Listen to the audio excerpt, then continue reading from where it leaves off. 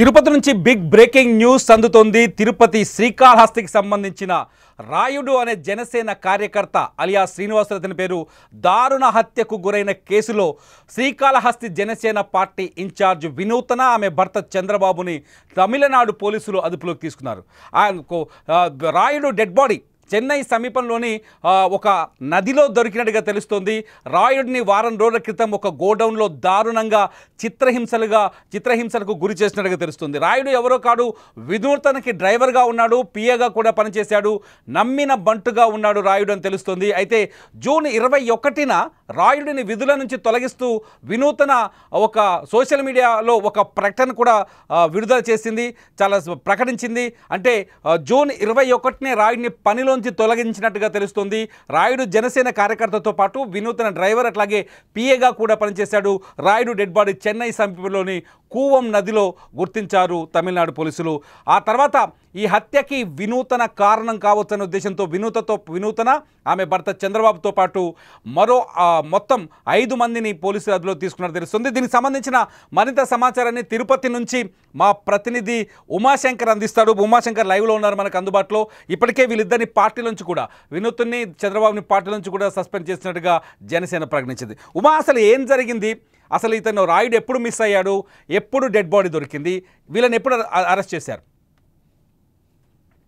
అంటే ఈ నెల 8వ తారీఖున ఒక గోదాంలో రాయుడుని 5 మంది చిత్రహింసలకు గురి చేసినట్టు ఒక సీసీ ఫుటేజ్ పోలీసులకు దొరికినట్టయితే సమాచారం. అయితే ఈ హత్య 8వ తారీఖున జరిగింది. 8వ తారీఖున ఇక్కడ హత్య చేసి చెన్నై మింటుకు సమీపంలో ఉన్నటువంటి ఒక మురికి కాలువలో డెడ్ బాడీని పడేసినట్టు అక్కడ పోలీసులు గుర్తించారు. అయితే అప్పటి నుంచి కూడా అసలు ఎవరు ఈ అన్ఐడెంటిఫైడ్ బాడీ అనే దానిపైన కూడా పోలీసులు విచారణ కొనసాగించారు. అయితే అతను చేతిపైన, శ్రీనివాసులు అలాగే రాయుడు చేతిపైన ఒక పచ్చబొట్టు అనేది కనిపిస్తోంది. ఒకటి జనసేన పార్టీకి సంబంధించినటువంటి పచ్చబొట్టు, మరోది వినుత అనేటువంటి పేరు మీద ఒక పచ్చబొట్టు అయితే అక్కడ ఉంది. సో ఆ దశగా పోలీసులు ఈ విచారణ అయితే కంటిన్యూ చేశారు. దీంతో శ్రీకాళహస్తికి ఈ హత్యకి లింకులు ఉన్నట్టు మింటు పోలీసులు గుర్తించారు. దీంతో అక్కడ ఉన్నటువంటి అనుమానితుల్ని ఫస్ట్ గుర్తించారు. దాని తర్వాత ఈ హత్య వెనుక ఏదైతే నగరం వినుత, కోట చంద్రబాబు వీళ్ళిద్దరూ కూడా హస్తం ఉన్నట్టు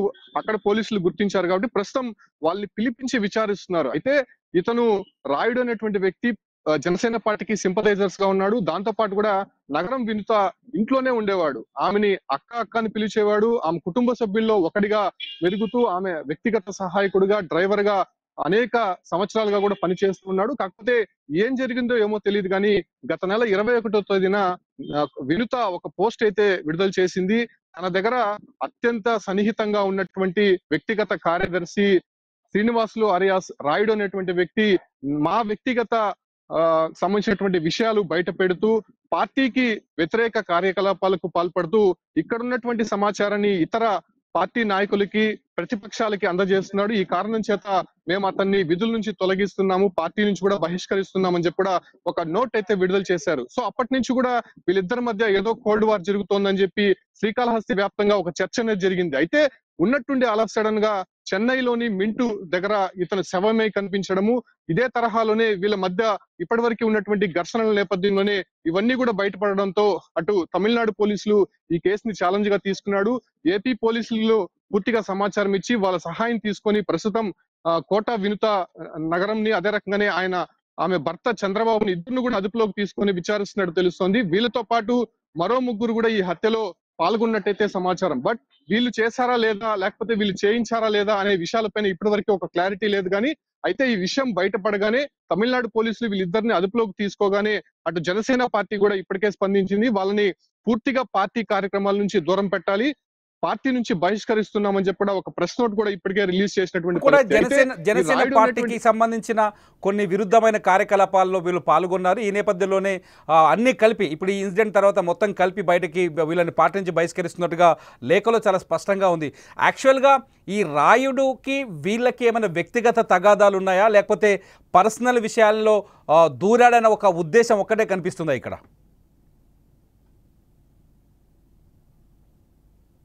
ఇది మనకు అందుతున్న సమాచారం బట్టి వీళ్ళ ఇంట్లోనే ఉండేవాడు. ఖచ్చితంగా ఆ కుటుంబ సభ్యుల్లో ఒకరిగా అతను మెలిగాడు. ఇప్పటి వరకు కూడా అతను చాలా చురుగ్గా పార్టీ వ్యవహారాల్లో కూడా పాల్గొనేవాడు. అయితే అకస్మాత్తుగా ఎందుకు గత నెలలో 21వ తారీఖున ఆ పోస్ట్ పెట్టాల్సి వచ్చిందో, అది దూరం పెట్టాల్సి వచ్చిందనే విషయాలపైన పక్కనే ఉన్నటువంటి పార్టీ కార్యకర్తలు కూడా ఏ విషయం కూడా చెప్పకుండా నేరుగా ఒక ప్రెస్ నోట్ రిలీజ్ చేసి అతన్ని దూరం పెట్టడం జరిగింది. సో అప్పటి నుంచి కూడా అసలు ఏం జరుగుతోంది, అసలు ఎందుకు ఇతన్ని పార్టీ నుంచి దూరంగా పెట్టారనే విషయాలపైన కూడా పక్కన ఉన్నటువంటి పార్టీ కార్యకర్తలు కూడా వాళ్ళని అడిగే ప్రయత్నం చేశారు. అయినప్పటికీ అటు వినిత కావచ్చు, లేదంటే ఆమె భర్త చంద్రబాబు ఈ విషయాన్ని దాటవేసే ప్రయత్నం చేశారు. సో అప్పటి నుంచి కూడా వీళ్ళపైన అనుమానం అయితే ఉంది. అయితే పార్టీకి సంబంధం లేనటువంటి వారు, వీళ్ళకి సంబంధించినటువంటి వాళ్ళు ఒక ముగ్గురిని కలుపుకొని అతన్ని ఒక గోదాంలో చిత్రహింసలకు గురి చేసినట్టయితే మాత్రం ఒక ప్రాథమికంగా ఒక ఇన్ఫర్మేషన్ వస్తుంది. ఆ తర్వాత రాయుడు ఆచూకీ ఎక్కడ కూడా కనిపించలేదు. కుటుంబ సభ్యులు కూడా ఆరా తీసే ప్రయత్నం చేశారు. నగర వినుతాని సంప్రదించే ప్రయత్నం చేస్తారు. అయితే తనకేమీ తెలియనట్టు, అసలు ఎక్కడున్నాడో మాకు తెలియదు, మేము గత నెలలోనే అతన్ని బహిష్కరించాము, అతన్ని దూరం పెట్టామనే విషయాలు అయితే కుటుంబ సభ్యులకి చెప్పసాగారు. సో కుటుంబ సభ్యులు కూడా లోకల్ గా ఉన్నటువంటి నాయకులని, అక్కడ ఉన్నటువంటి ఫ్రెండ్స్ ని విచారించే ప్రయత్నం చేస్తారు. అయినప్పటికీ రాయుడు ఆచూకీ ఎక్కడా కూడా కనిపించలేదు. కాకపోతే 8వ తారీఖున హత్యకు గురైనటువంటి రాయుడు చెన్నై మింటూ సమీపంలో ఉన్నటువంటి ఒక మురికి కాలువలో పడి ఉన్నాడు. సో దాన్ని కూడా ఒక 2 రోజుల తర్వాత వాళ్ళు ఐడెంటిఫై చేశారు. ఆ తర్వాత దగ్గరలో ఉన్నటువంటి పోలీసులకు ఇన్ఫర్మేషన్ ఇచ్చిన తర్వాత అతని దగ్గర ఉన్నటువంటి కొంత ఇన్ఫర్మేషన్, అతని చేతిపైన ఉన్నటువంటి పచ్చబొట్టు ఆధారంగా గుర్తించినటువంటి నిందితులని ప్రస్తుతం అదుపులోకి తీసుకొని విచారిస్తున్నారు. అయితే ఈ కేసు ప్రస్తుతం కాళహస్తిలో అదే రకంగానే రాజకీయంగా కూడా కొంత చర్చనీయాంశంగా మారింది. కాబట్టి ఈ ఒక్క వ్యవహారం ఎటువైపు వెళ్తుందో చూడాల్సి ఉంది. బట్ ఇంకోటి కూడా ఇక్కడ ఇంపార్టెంట్ విషయం చూడాలి.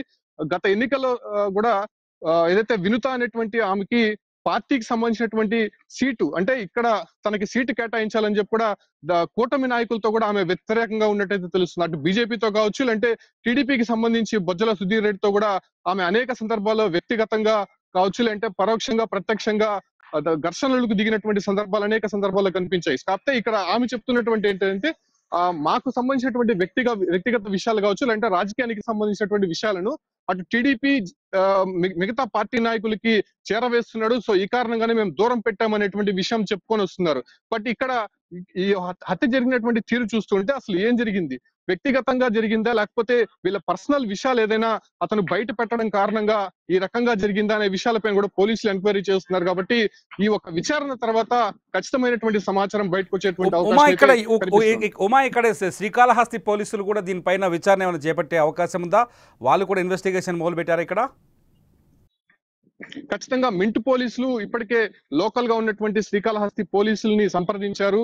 వాళ్ళ సహాయంతోనే ప్రస్తుతం నగరం వినుతాను కావచ్చు, లేదంటే ఆమె భర్త చంద్రబాబును కూడా అదుపులోకి తీసుకున్నట్టు తెలుస్తుంది. వాళ్ళతో పాటు కూడా మరో ముగ్గురిని కూడా అదుపులోకి తీసుకున్నారు. కాబట్టి అసలు పార్టీ నుంచి కూడా పోలీసులకు ఒక ఇన్స్ట్రక్షన్స్ వచ్చింది. అసలు వీళ్ళిద్దరు ప్రమేయం ఆ హత్యలో ఉందా, అసలు ఏం జరిగింది, వాస్తవికంగా ప్రాథమికంగా తెలుసుకోవాల్సినటువంటి విషయాలపైన ఆరా తీసి తమ పూర్తి నివేదికని ఇవ్వండి అని చెప్పి అటు హోంశాఖ కూడా లోకల్ గా ఉన్నటువంటి పోలీసులను ఆదేశించినట్టు తెలుస్తుంది. దాంతో పాటు కూడా ఆల్టర్నేట్ గా ఇక్కడ ఉన్నటువంటి జిల్లా అధ్యక్షుడు పసులపేట హరిప్రసాద్ కూడా దీనిపైన విచారణ జరుగుతోంది. కంప్లీట్ డీటెయిల్స్ వచ్చిన తర్వాత పార్టీ నుంచి కూడా ఒక ప్రకటన అయితే విడుదల చేసేటువంటి అవకాశం ఉంది. ప్రస్తుతం ఆమెను అదుపులోకి తీసుకున్నారు కాబట్టి పార్టీ నుంచి బహిష్కరించారు. తదుపరి పోలీస్ యాక్షన్ ఎలా ఉండిపోతుందో చూడాల్సి ఉంది. అయితే కంప్లీట్ గా లోకల్ గా ఉన్నటువంటి పోలీసులు కూడా విచారణలో భాగంగా చేశారు. కాబట్టి దీనిపైన సీరియస్ గా అయితే పోలీసులు ఉన్నారు. ఎటువంటి యాక్షన్ తీసుకోబోతున్నారు, అసలు రాయుడు హత్యకి వీళ్ళ ప్రమేయం ఉందా, లేకపోతే మరేదైనా కారణాలు ఉన్నాయనే విషయాలపైన కూడా లోతైనటువంటి దర్యాప్తు అయితే కొనసాగుతుంది. రైట్ ఉమా, ఇది మన స్క్రీన్లో చూస్తున్నాం. జనసేనకి సంబంధించిన లేఖ ఇప్పటికే వినూత్న అట్లాగే చంద్రబాబుని కూడా పార్టీలోంచి బహిష్కరించినట్టుగా జనసేన ప్రకటించింది. ఎందుకంటే కొద్ది కాలంగా జనసేనలో కూడా వీళ్ళు పార్టీ విరుద్ధ కార్యకలాపాలు చేస్తున్నట్టుగా చర్చ కొనసాగుతుంది. ది సేమ్ టైం స్థానికంగా కూటమి నేతలతో కూడా వినూత్న కొంత దురుసుగా లేకపోతే వ్యతిరేక భావజాలంతో పనిచేస్తున్నట్టు తెలుసు. అన్ని పక్కన పెడితే రాయుడిని చంపాల్సిన అవసరం ఎందుకు వచ్చింది? కుటుంబ సభ్యుడిలా ఉండే రాయుడిని తమ డ్రైవర్గాను, పిఏగాను, వ్యక్తిగత సహాయకుడిగాను, ఫ్యామిలీ మెంబర్గా ఉన్న రాయుడిని చంపాల్సిన అవసరం వినూత్న చంద్రబాబుకుందా? తమిళనాడు పోలీసులు తేల్చబోయేదేంటిది అంటే at the same time Srikalahasti పోలీసులు ఈ కేసులో ఎంతవరకు ముందుకెళ్ళబోతున్నారు? ఈ అంశాలన్నింటిపై లైవ్ అప్డేట్స్ కోసం, రాయుడు మర్డర్కి సంబంధించిన డీటెయిల్స్ కోసం సుమన్ టీవీని రెగ్యులర్గా వాచ్ చేస్తూనే ఉండండి, ఫాలో చేయండి. రెగ్యులర్ లైవ్ న్యూస్ కోసం సుమన్ టీవీ లైవ్ అట్లాగే డిజిటల్ లైవ్ని చూస్తూనే ఉండండి సుమన్ టీవీ.